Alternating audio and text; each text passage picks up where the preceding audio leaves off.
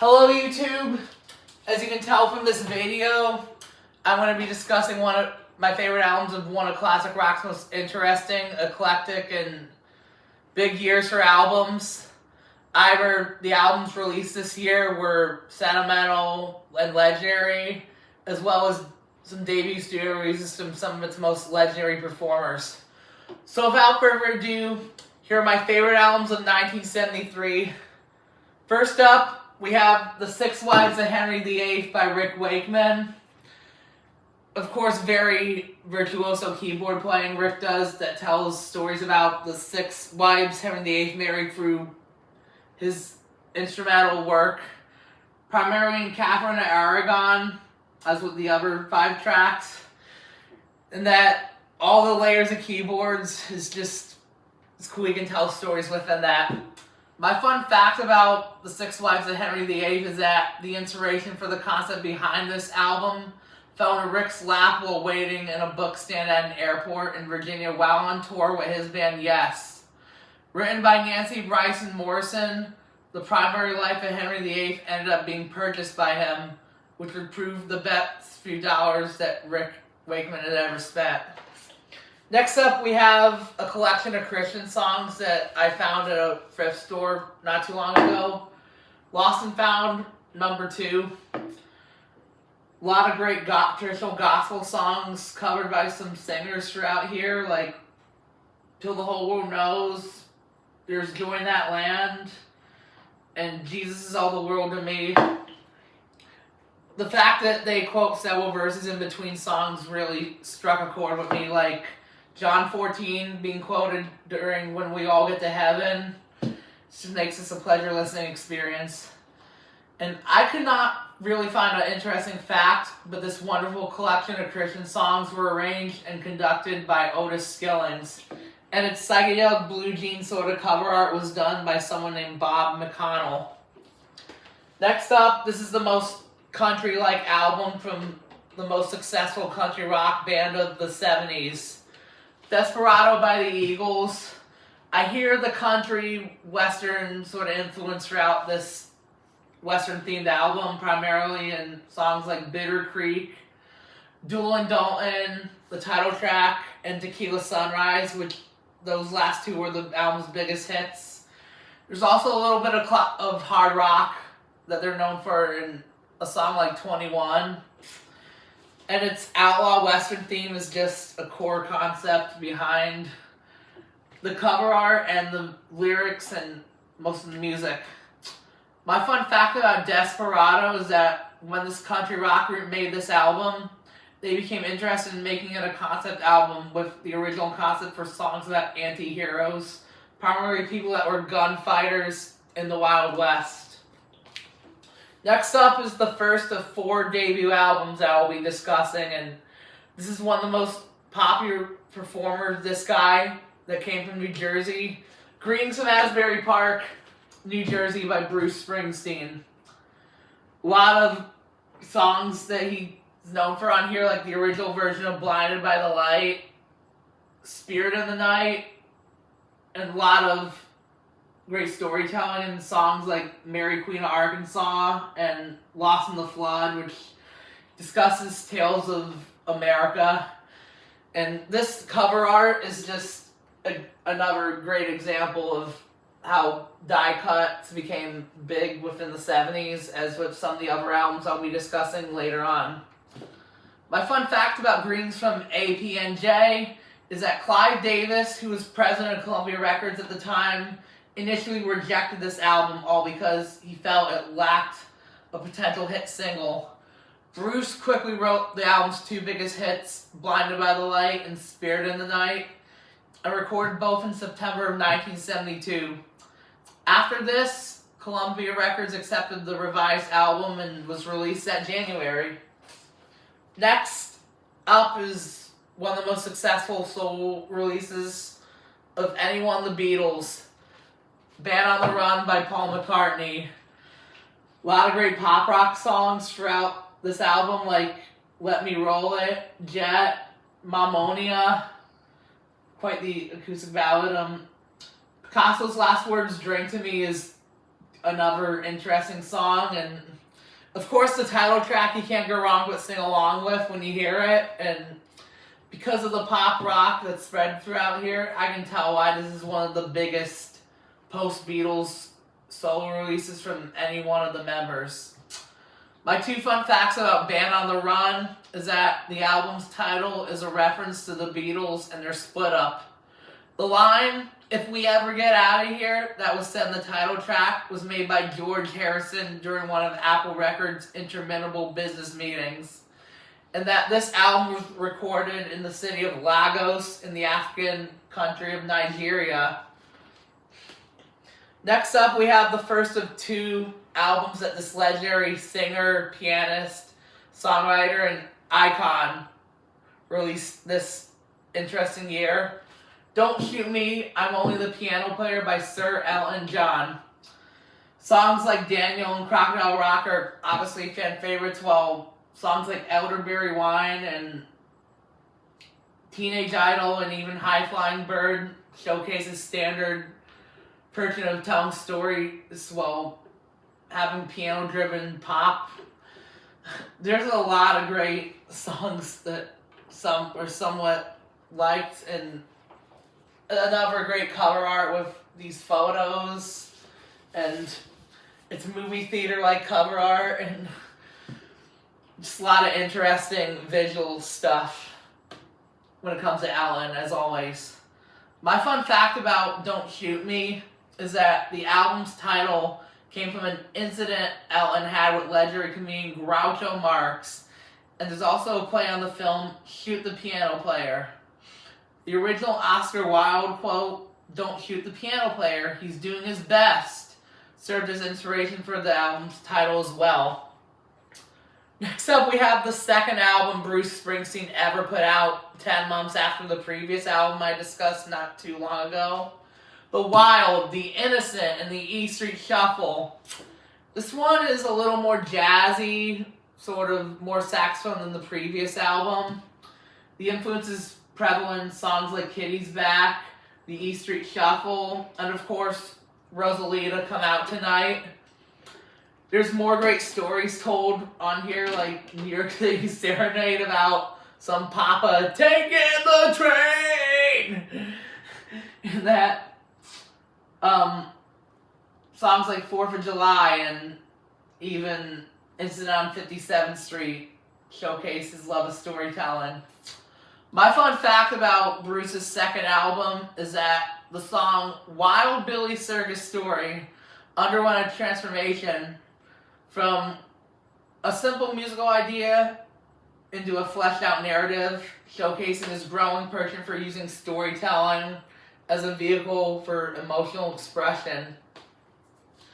Next up is an album that came out at the tail end of '72, but it became a worldwide chart success in this year, primarily in one certain nation that's big for music. It's Hot August Night by the legendary Neil Diamond. A lot of great live renditions of his biggest hits like Song Sung Blue, I Am I Said, Cherry Cherry, Red Red Wine, and of course Sweet Caroline.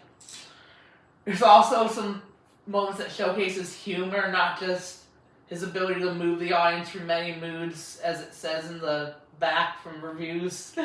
Like, song about crying in pretzels after singing Red Red Wine, and he tells a lot of great jokes and stories in between songs, and I can see why this is called one of the greatest live albums ever.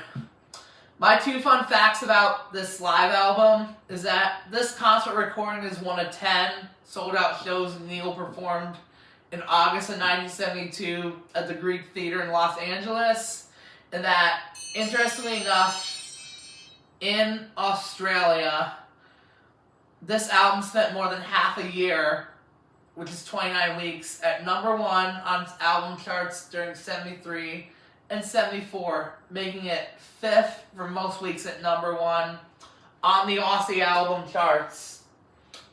Next up, we have another great band that released their first album this year, Queen. A lot of British rock guitar influence from Brian May throughout this. Doing Alright and Keep Yourself Alive are just amazing, as with Liar, which is just a 6-minute epic. Seeing Jesus is another great song, as with the album's closer, which they made into a full song on the next album, Seven Seas of Rye. Great King Rat is just another great storytelling sort of song. Of course, Freddie Mercury's vocals just soar throughout this and subsequent Queen albums.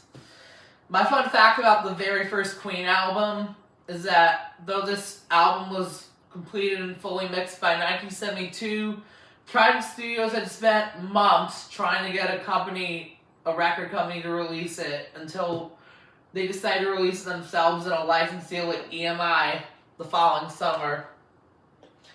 This next album has a Spanish title, and it pays homage to the fact that it's this legendary Texas trio's third album. Yep, it's Tres Hombres by ZZ Top. Very southern Texas blues influence throughout this. A lot of hard rock, like Beer Drinkers and Hellraisers, Waiting for the Bus. Master of Sparks is just quite the interesting song and story. Moving on down the line is quite the boogie song, and of course, Lagrange is just quite the hit. This is probably the biggest song from here. There's a nice gatefold within this album of a nice Mexican food. Given that they're from Texas, they probably had to represent it. And as for those of you that don't know Spanish, this title is Spanish for three men. And they probably did it because they're from Texas themselves. My fun fact about Tres Hombres is that the title for the song, Jesus Just Left Chicago, came from a phone conversation that teenage Billy Gibbons had with a friend.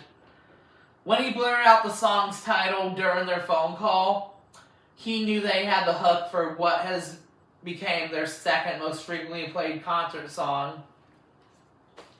Next we have this legendary Shock Glam Rockers, one of his biggest albums ever, $1 Billion Babies. Very theatrical, with some of the songs very energetic, like in songs like Elected, No More Mr. Nice Guy. Sick Things just tells sort of a very theatrical drama story, and Hello Hooray is just quite the ambitious way and to open this album, and Bob Ezrin's sort of epic production is just, it's showcasing this and most of his 70s albums. And not to mention, this is another example on a unique package in that it's shaped like a wallet. Well, some of these albums had books postcard designs. My fun fact about $1 Billion Babies is that this is the second most represented album in Alice Cooper's live sets, only behind Welcome to My Nightmare, and that the 2-minute song Marianne is the only song from here that Alice has never ever played live in any form.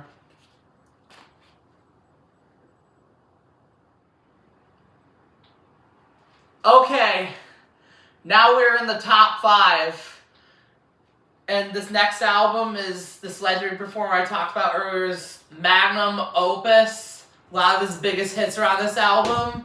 It has a primary color in the title. Yes, it's Goodbye Yellow Brick Road, Ellen's second 73 release album, and his 7th total.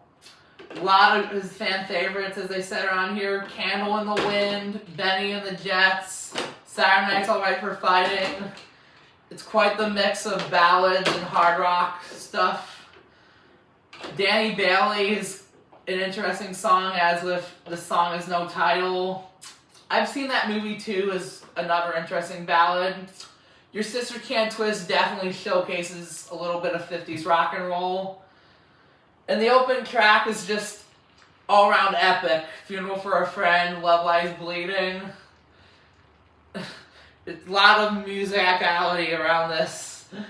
Alton Berry definitely made this quite the masterpiece, as with producer Gus Dudgeon.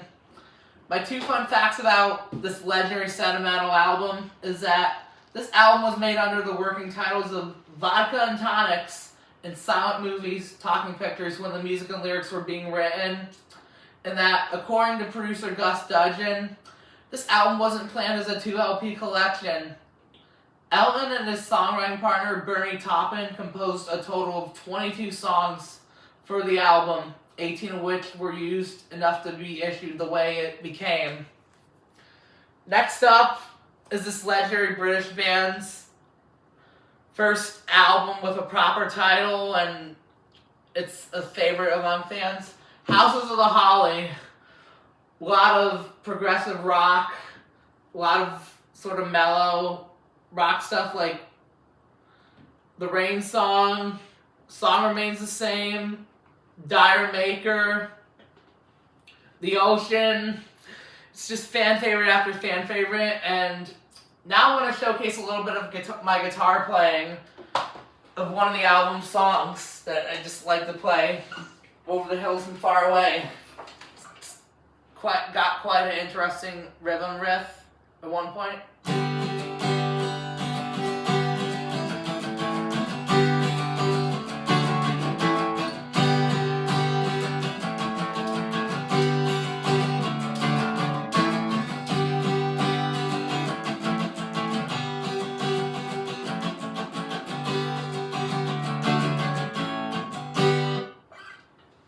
There.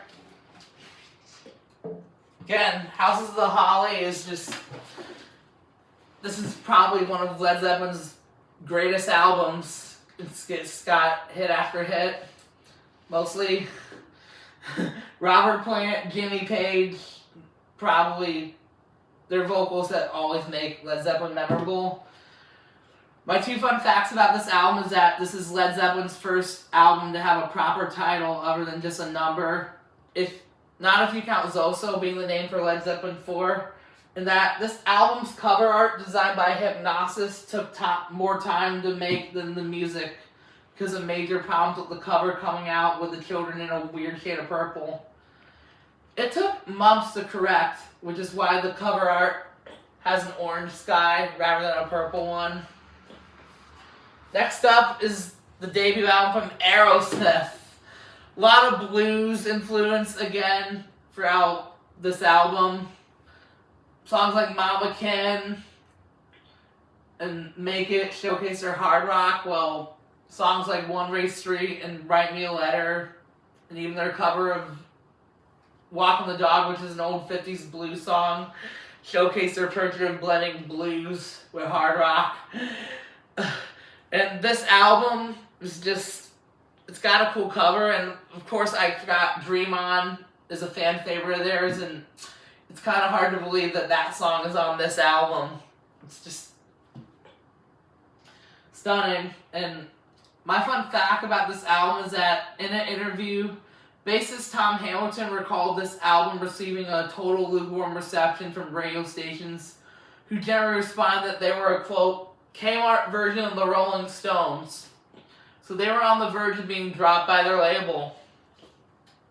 Number 2 in my list is another debut album from another great Southern rock, probably the most successful Southern rock band ever, Lynyrd Skynyrd.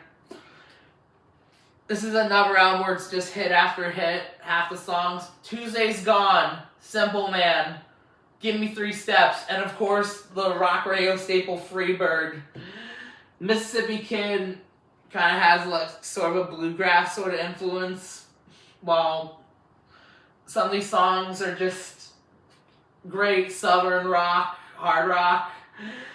It's just very Southern.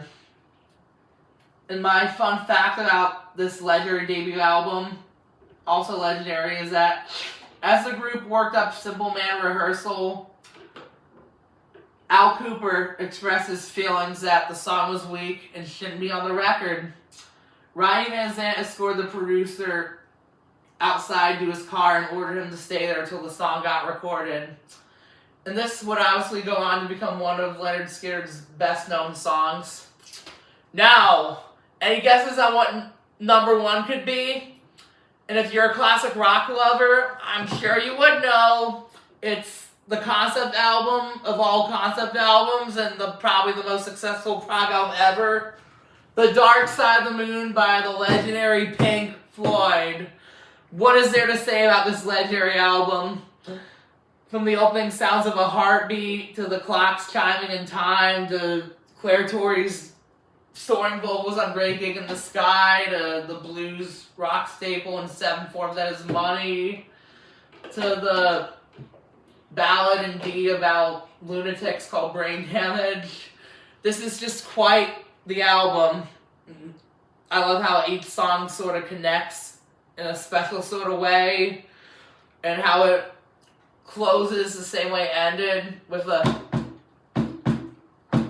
sort of heartbeat. A lot of great songs, and this is definitely one of the greatest albums ever, if you ask me. A lot of great instrumental showcasing of the four guys, and a lot of lyrics about the things people face throughout the world, like the passing of time, money, all that you do sort of matters, breathing in the air. It's just quite the story they tell about everyday life. My 2 fun facts about this legendary record-breaking album is that this album has spent 971 non-consecutive weeks on the Billboard 200, the most of any album to date, and that it has become a sort of pre-YouTube viral sensation. That if this album is synced up with the film The Wizard of Oz, certain coincidences occur between both the album and film.